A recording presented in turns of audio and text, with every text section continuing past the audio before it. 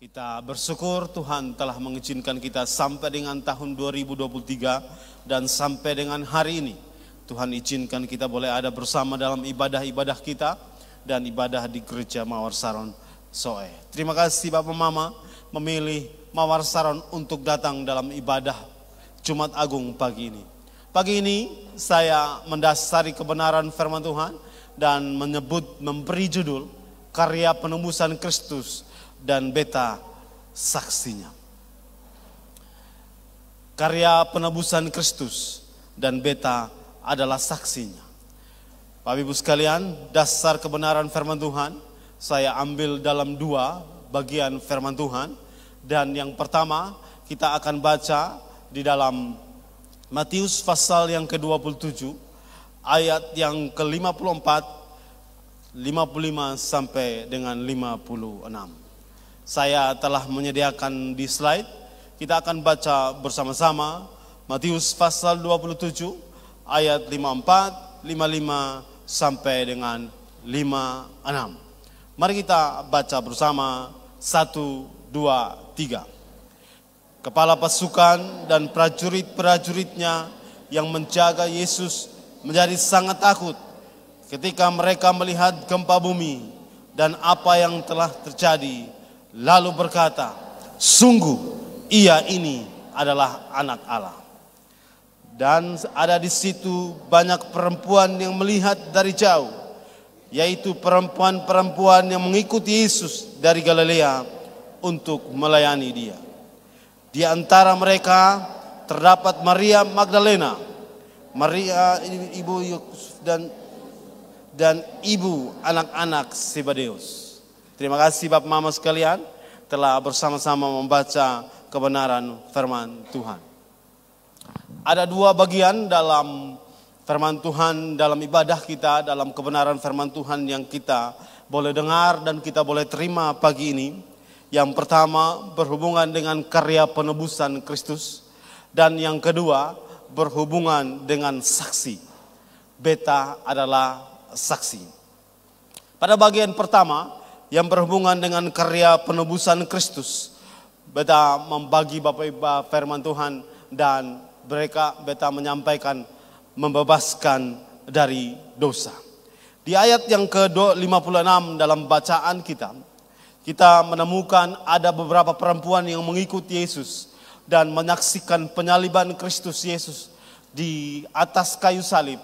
Penebusan yang diberikan Allah melalui Yesus Kristus di atas kayu salib, menyaksikannya dari jauh. Mereka adalah perempuan-perempuan yang mengikuti Yesus dari Galilea. Dan yang pertama, yang karakter yang saya mau bagikan, yang berhubungan dengan poin dan bagian pertama karya penebusan Yesus, yaitu tentang Maria Magdalena. Saya memberi judul bagian pertama dari karya penebusan Kristus Yesus bersama dengan kehidupan Maria Magdalena. Bapak Ibu sekalian, kita menemukan Maria Magdalena ada di dalam kitab Lukas pasal yang ke-8 ayat yang kedua tentang Maria Magdalena. Saya bacakan bagi kita. Dan juga beberapa perempuan yang telah disembuhkan dari roh-roh jahat atau berbagai penyakit, yaitu Maria yang disebut Magdalena, yang telah dibebaskan dari 7 roh jahat. Bapak Ibu sekalian, Maria adalah Maria Magdalena atau Maria dari Magdalena. Maria dari Magdala adalah Maria yang telah dibebaskan dari roh jahat, dibebaskan dari penyakit. Maria sebelumnya adalah pribadi yang dikuasai oleh roh jahat. Sebelumnya Maria adalah pribadi yang ditawan oleh roh jahat. Sebelumnya Maria adalah pribadi yang dirasuki oleh roh jahat. Tetapi setelah Yesus membebaskan dia, seperti yang dikatakan dalam kitab Lukas pasal 8 ayat yang kedua, sejak Yesus membebaskan dia dari roh jahat, maka Maria mulai mengambil keputusan untuk mengikuti Yesus. Maria menyadari bahwa sebelumnya dia adalah pribadi yang sebenarnya dianggap sampah. Sebelumnya dia adalah pribadi yang penuh dengan dosa. Sebelumnya dia adalah pribadi yang tidak punya masa depan. Sebelumnya dia adalah pribadi yang seharusnya ditentukan telah binasa. Dia adalah pribadi yang telah kehilangan masa depan. Dia adalah pribadi yang terikat oleh kuasa-kuasa kegelapan. Dan Alkitab menyebutnya dia adalah pribadi yang diikat dan dirasuki oleh 7 roh jahat. Tetapi karena perjumpaan dengan Yesus, karena proses penebusan, karya penebusan Yesus, karena proses penebusan ini, maka Maria telah dibebaskan. Bapak Ibu sekalian, sebagai orang-orang manusia, kita kadang-kadang ditawan oleh kuasa-kuasa kegelapan.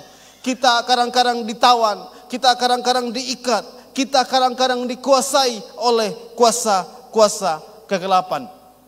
Dan kita juga kadang-kadang dikuasai, dirasuki oleh kuasa-kuasa kegelapan.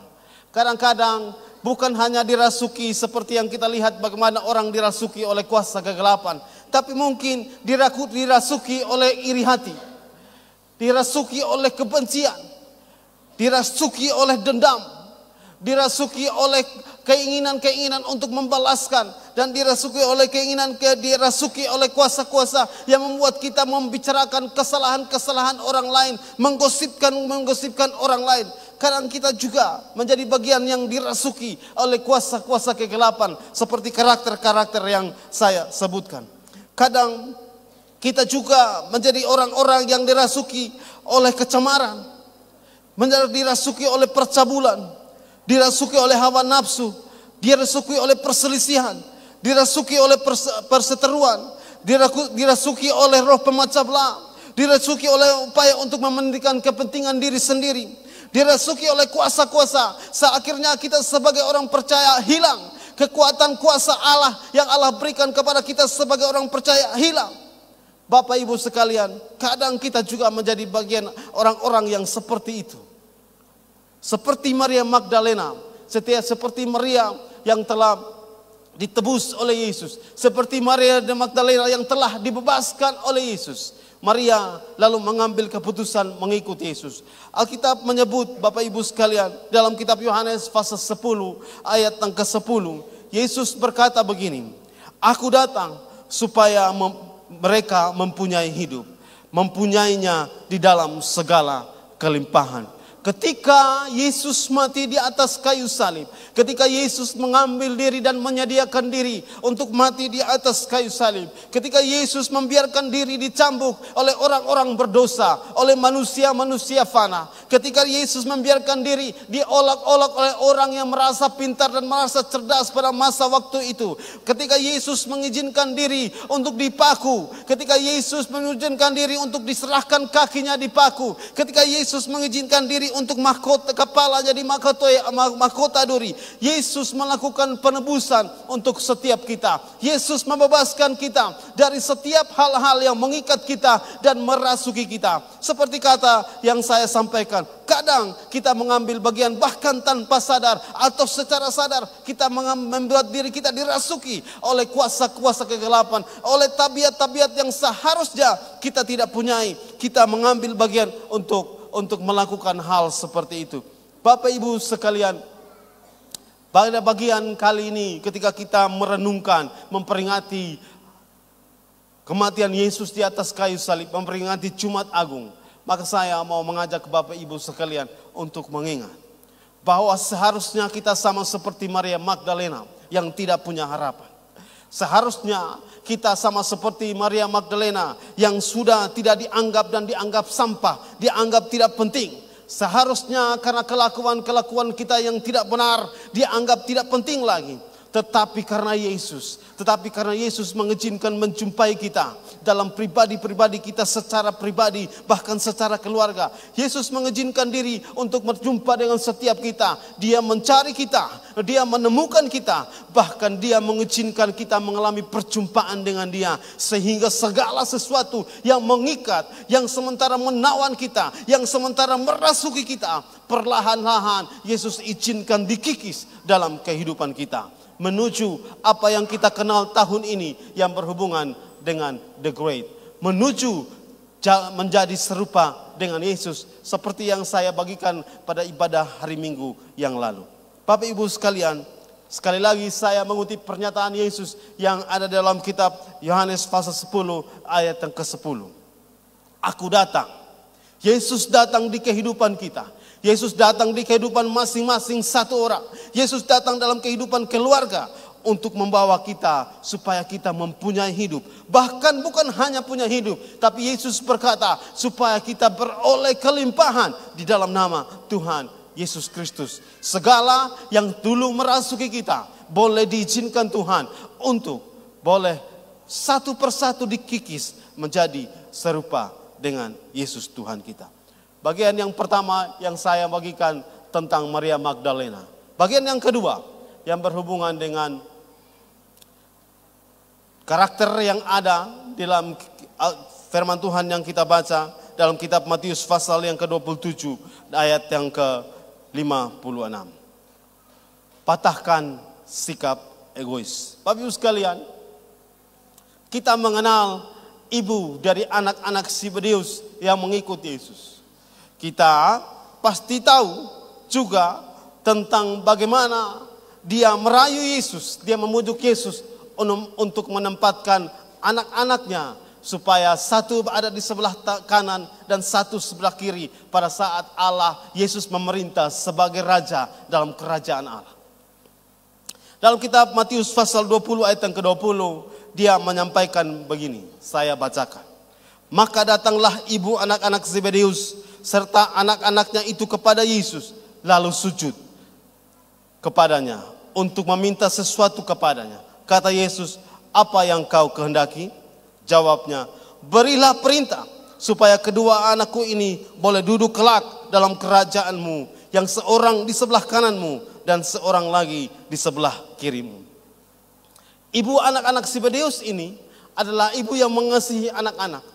Ibu yang mau menempatkan anaknya sebagai prioritas penting dalam kehidupan keluarga, bahkan dalam kehidupan bermasyarakat dan dalam kehidupan mengiring Yesus. Kemudian ada kesempatan dia datang dan meminta Yesus supaya Yesus memberi kesempatan kepada anak-anaknya memerintah di sebelah kiri dan memerintah dan mendampingi Yesus di sebelah kanan dalam posisi sebagai orang yang memegang jabatan. Bapak Ibu kasih Tuhan Yesus, sikap egois yang diperlihatkan oleh ibu dari anak-anak Zebedeus ini, ibu dari anak-anak Yohanes ini, kemudian dia kalahkan dan dia datang mengikut Yesus. Karena Yesus memberi teladan tentang memberi diri, memberi korban bagi setiap manusia. Menyaksikan Yesus di atas kayu salib, menyadari bahwa Yesus telah memberi diri, melepaskan segala yang berhubungan dengan sikap egois dan lalu menaruh kepentingan Allah di atas kepentingan kehidupan pribadi, di atas kepentingan kehidupan anak-anaknya. Ibu dari anak-anak Zebedeus ini akhirnya berjalan mengikut Yesus, seperti kata kitab Lukas bahwa perempuan-perempuan ini mengikut Yesus dan di antaranya ada ibu dari anak-anak Zebedeus. Bapak Ibu sekalian, setelah itu menyaksikan bagaimana Yesus mementingkan dan melepaskan sikap egois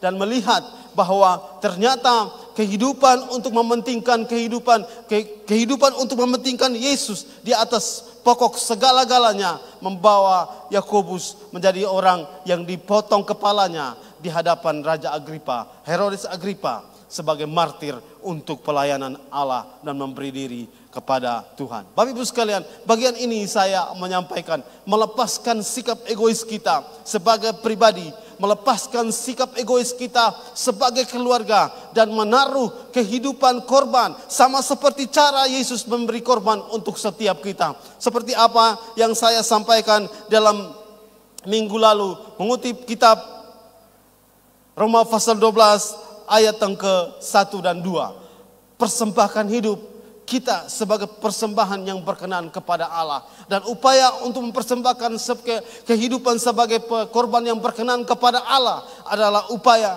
dengan berusaha untuk memperbarui budi kita, memperbarui tingkah laku kita. Bukan hanya Allah datang, Yesus menebus kita dan semua kehidupan kita dengan sendirinya kelakuan-kelakuan kita, sikap-sikap kita yang salah ini dengan sendirinya runtuh. Tetapi harus melalui proses tahap demi tahap sehingga boleh runtuh. Dan Alkitab dalam kitab Roma pasal 12 berkata kepada kita bahwa kita juga mengambil keputusan, mengambil tindakan untuk bisa mengalami pembaharuan budi. Bapak Ibu sekalian, kematian Yesus di atas kayu salib memberi teladan kepada anak-anak Zebedeus ini seperti Yakobus yang telah saya bagikan. Bahkan seperti Yohanes yang menurut tradisi direbus dengan air panas tapi tidak meninggal. Kemudian dengan akhirnya mereka membuang Yohanes ke Pulau Patmos di Pulau Pertambangan yang tidak ada penghuni dan hanya ada Yohanes di tempat itu. Bapak Ibu sekalian, setelah itu Yohanes kemudian sebagai murid yang dikuburkan secara baik-baik. Bapak Ibu sekalian, bagian ini saya menyampaikan karena sikap egois itu, ibu-ibu anak Zebedeus dan juga anak-anak Zebedeus ini, mereka akhirnya menyadari bahwa Yesus ternyata memberi diri untuk mereka. Yesus berkorban untuk mereka. Maka dengan teladan Yesus ini, mereka lalu memberi diri kepada Yesus. Mereka membawa persembahan kehidupan mereka kepada Yesus sebagai persembahan yang berkenan kepada Yesus. Bapak Ibu kekasih Tuhan Yesus, dalam Jumat Agung kita pagi ini, dalam perayaan Jumat Agung kita pagi ini, saya menyampaikan, mungkin sikap egois sementara memegang kehidupan kita. Kita tidak mementingkan kehidupan, mementingkan Yesus Kristus di kehidupan kita. Bahkan kita juga tidak mementingkan kebersamaan sebagai bagian dari sebuah keluarga gereja atau keluarga komunitas-komunitas di mana kita ada untuk membuat kita bertumbuh menjadi serupa dengan Yesus. Hari ini dalam ibadah Jumat Agung ini kita boleh mengikisnya pelan-pelan, berubah dalam pembaharuan budi kita. Pelan-pelan kita menaruh kepentingan kebersamaan seperti nilai dari gereja Mawar Saron ini untuk terus ada di kehidupan kita. Bapak Ibu sekalian, hari Minggu besok, minggu yang akan datang ini kita akan merayakan kebangkitan Kristus dan kita merayakan Paskah. Saatnya kita mengikat diri kita dengan kebersamaan. Saatnya semua kita ada bersama-sama. Saatnya kita ada dalam kebersamaan sebagai pribadi. Kita berupaya untuk mengikis setiap sikap egois yang kita punya, yang mementingkan kepentingan kita sendiri. Kita ambil bersama-sama, kita ada bersama-sama, mengikat diri bersama-sama sebagai bagian dari gereja, komunitas kita. Kita berpartisipasi, kita mengambil bagian. Maka Bapak Ibu sekalian, mari datang bersama dalam perayaan kita hari Minggu yang akan datang, perayaan kebangkitan Yesus. Bersama-sama dengan kita akan melaksanakan kebersamaan sebagai bagian dari komunitas kita. Mengikis bagian yang berhubungan dengan sikap mementingkan kepentingan diri sendiri. Bapak Ibu sekalian, di slide berikut saya menyampaikan bagian ini.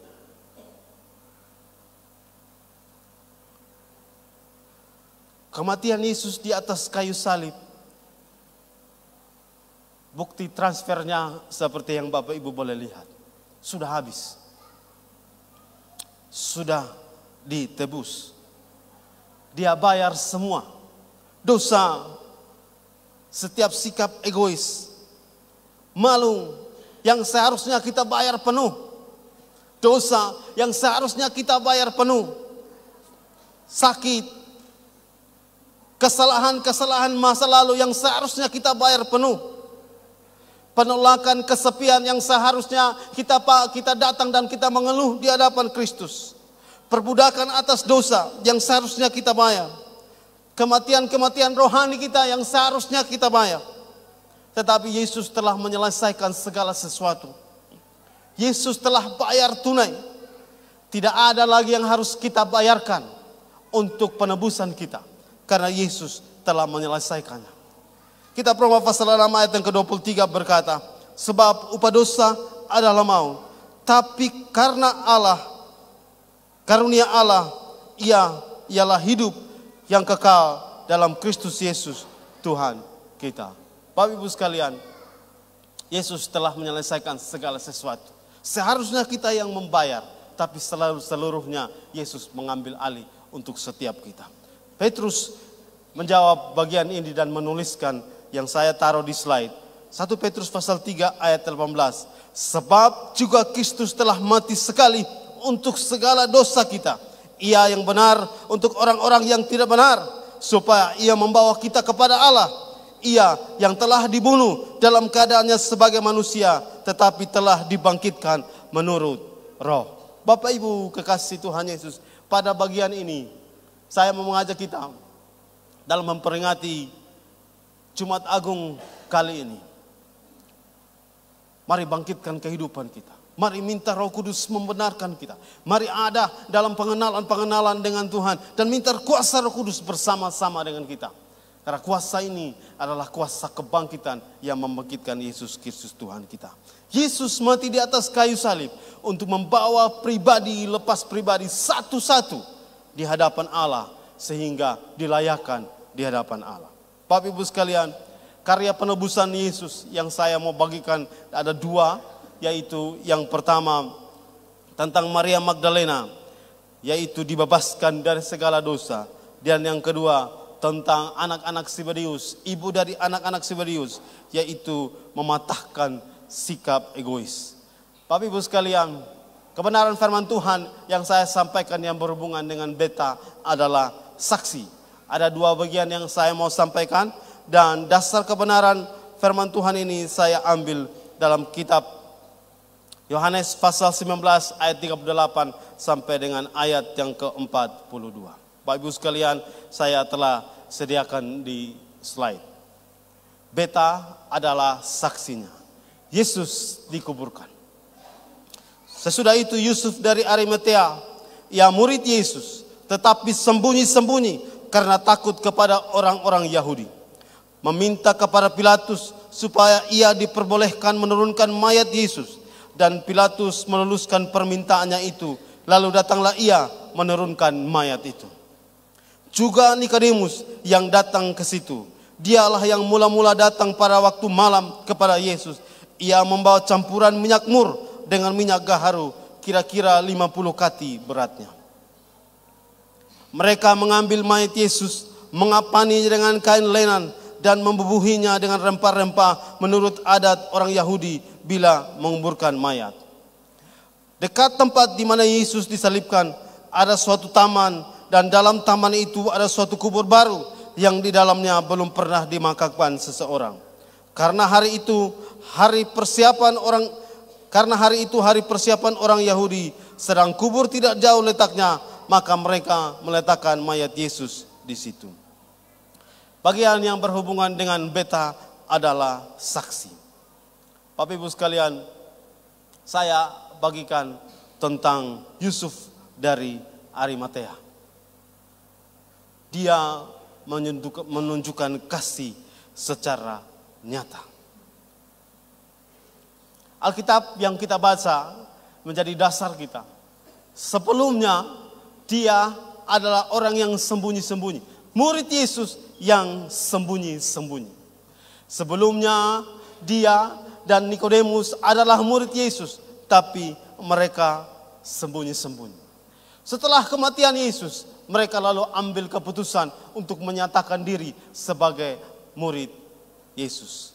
Bapak Ibu kekasih Tuhan Yesus, kadang-kadang sebagai orang percaya, ketika kita ada di lingkungan yang mayoritas yang belum mengenal Kristus seperti cara kita mengenal Kristus, maka kita menyembunyikan kehidupan kekristenan kita, kehidupan kita sebagai murid Kristus. Kita tidak menunjukkan secara nyata seperti dua murid Yusuf dari Arimatea ini.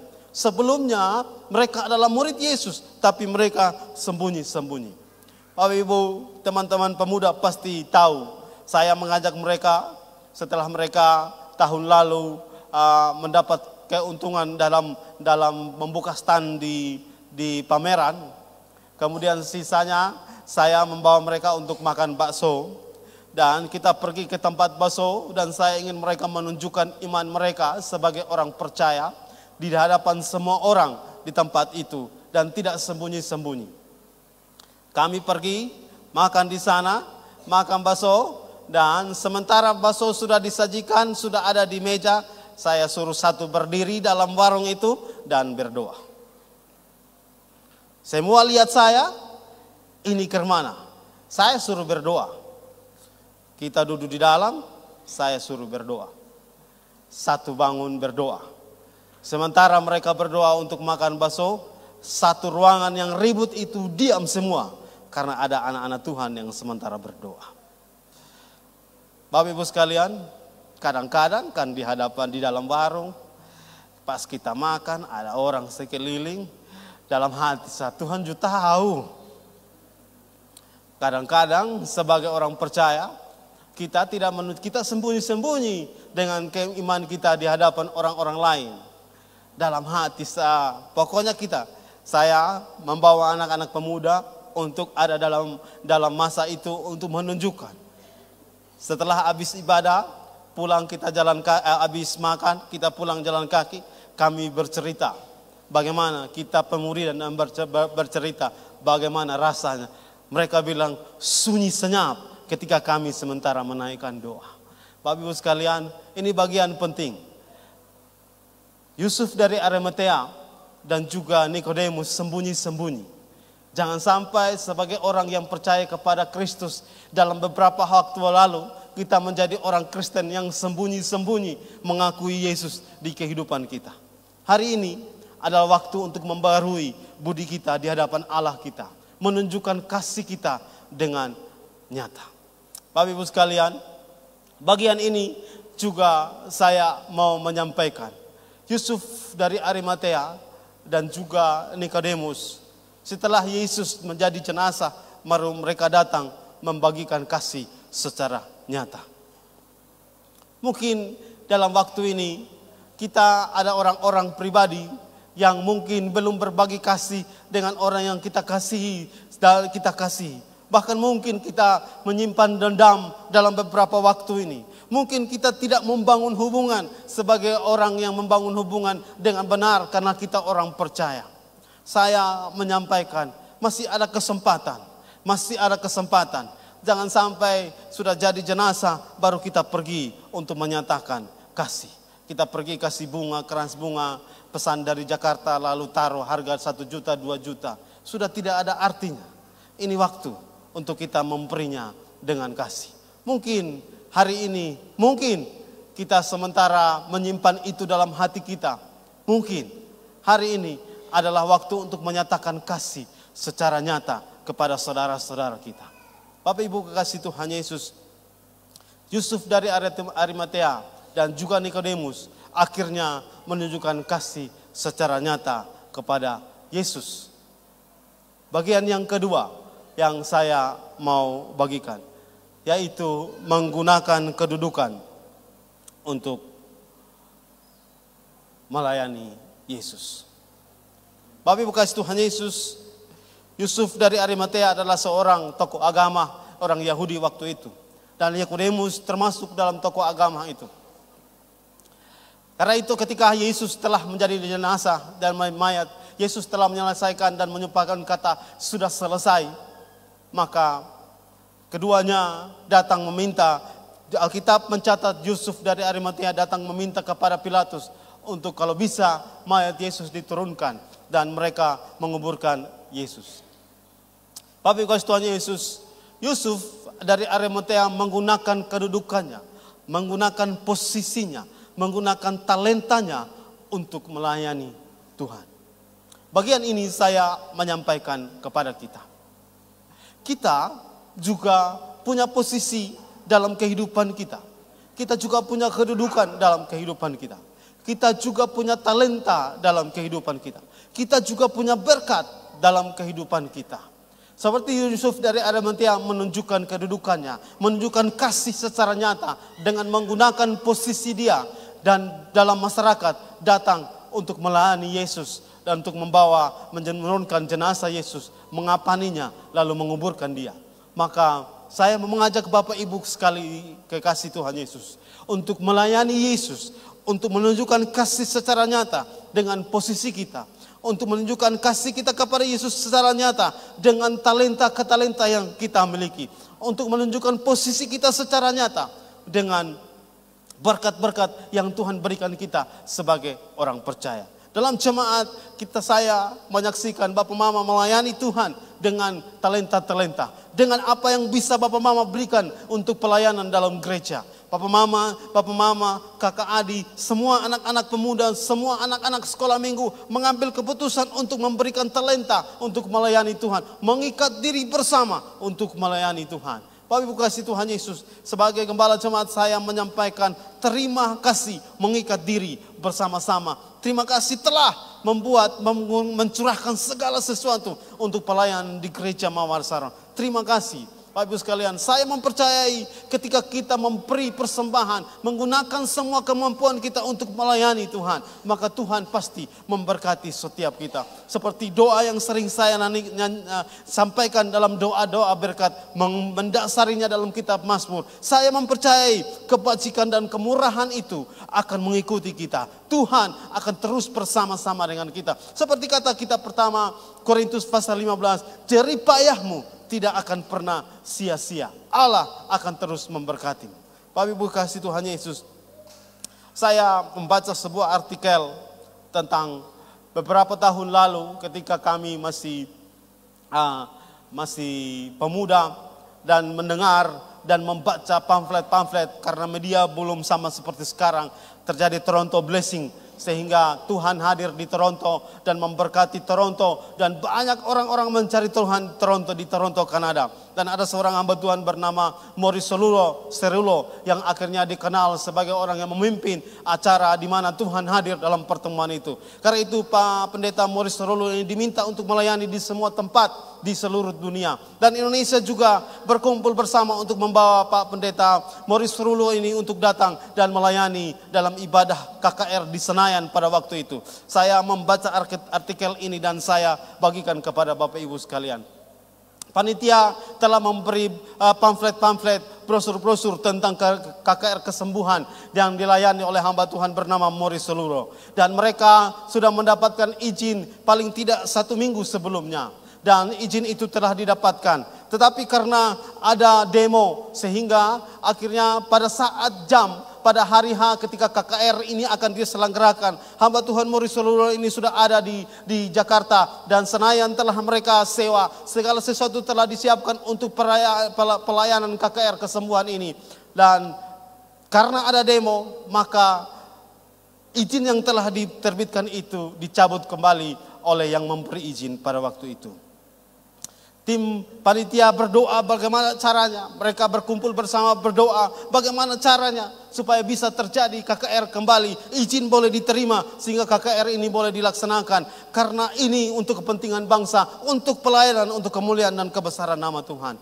Sampai akhirnya mereka menemukan dan mereka berdoa dan mereka menemukan ada seorang wanita yang melayani sebagai sekretaris pribadi dari Wakil Presiden Tri Sutrisno pada waktu itu. Dan orang ini adalah seorang Kristen yang takut Tuhan. Karena itu mereka berupaya untuk mencari wanita ini. Mereka menelpon dia dan akhirnya mereka mendapatkan dia dan dia akhirnya menerima telepon dari panitia. Dan menyampaikan, tolong bantu kami karena izin telah dicabut sedangkan sore akan terjadi KKR. Lalu dia minta dukungan doa, wanita ini minta dukungan doa dan datang kepada Bapak Wakil Presiden. Bapak, kami orang Kristen ingin berdoa bagi bangsa dan telah kami dapatkan izin izin dengan lengkap pada waktu itu. Dan kami sudah siap untuk melaksanakannya. Tapi hari ini izin kami dicabut. Mohon Bapak bantu kami. Wakil Presiden menjawab, siapa yang buat seperti itu? Hubungi orang yang memberi izin. Hubungi pihak yang memberi izin. Sampaikan, carikan saya yang akan memberi tanggung jawab. Lalu Wakil Presiden telepon pemberi izin dan berkata, izinkan acara itu boleh terjadi. Jaminannya adalah Wakil Presiden. Perempuan ini, wanita ini menggunakan kedudukannya untuk melayani Tuhan. Bapak Ibu sekalian, saya tidak tahu posisi kita sebagai pribadi, posisi kita sebagai pekerjaan kita. Saya tidak tahu kita dalam posisi apa. Tapi yang saya tahu, Allah ingin menggunakan, Allah mau menggunakan, Allah mau kita mempersembahkan itu untuk melayani Tuhan dalam pelayanan-pelayanan kita. Hari ini dalam ibadah kita, saya mau mengajak Bapak Mama sekalian menggunakannya ini untuk kemuliaan dan kebesaran nama Tuhan. Bagian yang ketiga yang berhubungan dengan beta adalah saksi, yaitu memberi persembahan yang terbaik. Kitab Markus pasal yang 15 ayat 6 berkata, Yusuf Arimatea memberi kain kafan lenan baru dan kubur baru kepada Yesus. Yusuf memberi yang terbaik yang pernah dia punya.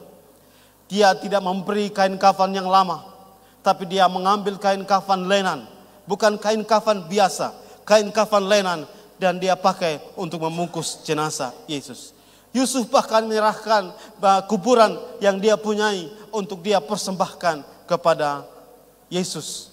Bapak Ibu kekasih Tuhan Yesus, saya mau mengajak Bapak Ibu kekasih Tuhan Yesus, dalam kita menjadi merenungkan, memperingati kematian Yesus dalam Jumat Agung kita pagi ini. Saya mau mengajak Bapak Ibu sekalian untuk memberi persembahan terbaik yang Bapak Ibu punya bagi Yesus Kristus. Saya mengutip ulang apa yang saya sampaikan di dalam minggu lalu dalam pemberitaan firman Tuhan. Roma pasal 12 ayat yang ke-1 dan ayat yang kedua. Karena itu saudara-saudara, demi kemurahan Allah aku menasihatkan kamu supaya kamu mempersembahkan tubuhmu sebagai persembahan yang hidup, yang kudus dan berkenan kepada Allah. Itu adalah ibadahmu yang sejati. Janganlah kamu menjadi serupa dengan dunia ini, tetapi berubahlah oleh pembaharuan budimu, sehingga kamu dapat membedakan manakah kehendak Allah, apa yang baik, apa yang berkenan kepada Allah dan yang sempurna. Kristus membebaskan kita. Karya penebusan Kristus di atas kayu salib membebaskan kita dari kesalahan-kesalahan kita. Membayar secara tunai. Seharusnya kita yang membayar. Seharusnya kita yang hilang. Seperti Maria Magdalena, seharusnya dia terbuang karena kesalahan-kesalahan, karena dosa-dosa, karena dirasuki oleh 7 roh jahat. Seharusnya masa depannya hilang, tidak pernah lagi ada dan tidak pernah lagi diceritakan. Seharusnya dia terbuang, seharusnya dia berdosa. Tapi karena penebusan Kristus, karena Yesus mengizinkan diri dijumpai oleh Maria Magdalena, maka Maria menjadi pribadi yang mengikut Yesus, melayani Yesus dan dibebaskan dari setiap kesalahan, dosa, setiap yang mengikat dan merasuki dia. Karya penebusan Yesus membuat setiap kita melepaskan hal-hal yang bersifat egois dan kita menjadikan Yesus sebagai teladan dan memberi hidup kita kepada Yesus. Bapak Ibu kasih Tuhan Yesus, kita, saya, saudara adalah saksi dari kematian Kristus di atas kayu salib. Saksi dari penebusan Yesus di atas kayu salib. Seperti yang sering kita dengar dalam kitab pertama Korintus pasal 11. Perbuatlah ini menjadi peringatan akan aku. Sebab setiap kali kamu minum dan memakan roti ini, kamu memberitakan kematian Tuhan sampai ia datang kembali. Kita adalah saksi dari kematian dan penebusan Yesus Kristus di atas kayu salib. Kita saksinya. Beta adalah saksinya. Maka beta harus menunjukkan kasih secara nyata. Seperti yang kita dengar dalam ibadah hari Selasa di ibadah kita bersama dengan hamba Tuhan Bapak Alfian Husada. Dan yang menyampaikan kepada kita bahwa kasih adalah keputusan. Bukan hanya berhubungan tentang perasaan, tapi berhubungan tentang keputusan. Dan keputusan itu harus ditunjukkan secara nyata. Sama seperti yang ditunjukkan oleh Yusuf Arimatea dan juga oleh Nikodemus. Saksi dengan menggunakan semua yang kita punya. Kedudukan, berkat-berkat, talenta-talenta untuk melayani Yesus. Saksi dengan mempersembahkan hidup kita sebagai persembahan terbaik di hadapan Allah untuk kemuliaan nama Tuhan Yesus. Bapak Ibu kasih Tuhan Yesus, selamat memperingati Jumat Agung. Selamat mengingat bagaimana Yesus membayar secara utuh untuk kita semua. Seperti kata kitab pertama Petrus pasal yang ketiga ayat 18. Sebab Kristus telah mati sekali untuk segala dosa kita. Ia yang benar untuk orang-orang yang tidak benar. Supaya ia membawa kita kepada Allah. Ia yang telah dibunuh dalam keadaannya sebagai manusia, tetapi dibangkitkan oleh Roh untuk kemuliaan dan kebesaran Bapa di surga. Amin. Untuk kebenaran firman Tuhan.